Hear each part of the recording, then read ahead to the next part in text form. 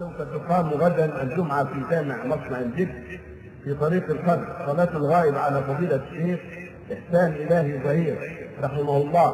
نرجو منكم ومن الحاضرين الترحم عليه والدعاء له بالمغفرة والرحمة وذكر شيء من سيرته وتعريف لحياته الحضور، فالغالب فيهم لا يعرفه جيدا. رحمه الله رحمه الله.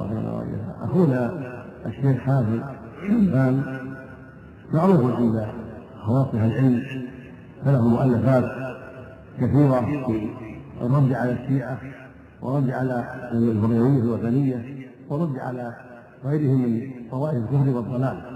فهو مجاهد رحمه الله، وقد تخرج من الجامعة الإسلامية في المدينة واشتغل بالدعوة إلى الله في الباكستان وغيرها، وهو يتجول الدعوة إلى الله والتعليم والرد على خصوم الإسلام، فله مآثر جميلة ومؤلفات قيمة نافعة رحمه الله وأكرم مثواه.